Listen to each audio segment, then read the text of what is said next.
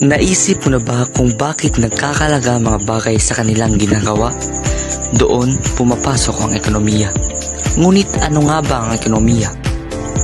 Ang ekonomiya ay ang pag-aaral kung paano gumagawa ng mga pagpipilian ang mga tao, negosyo at maging ang mga pamalaan.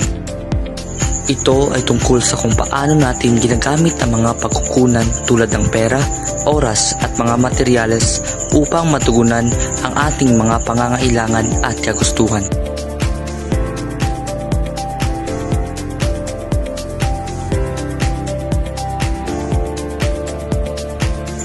Kung ikaw ay nagpapasya kung paano gastusin ang iyong allowance o isang bansa ay pinamamahalaan ang budget nito, ang ekonomiya ang nasa likod ng lahat.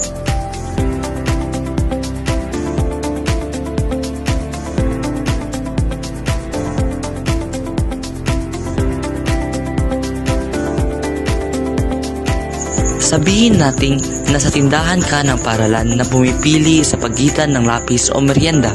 Sapat lang ang pera mo para sa isa. Kaya pipili ka batay sa kung ano ang pinakamahalaga sa iyo. Iyan ay isang pangunahing halimbawa ng ekonomiya. Pagpili kung paano gamitin ang limitadong yaman.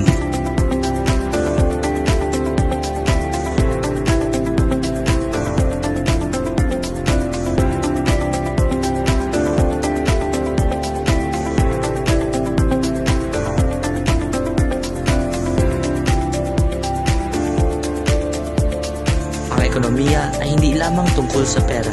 Ito ay tungkol sa kung paano namin ginagamit ang aming oras at pagsisikap. Kaya, ang economics ay hindi lamang isang asignatura sa paaralan.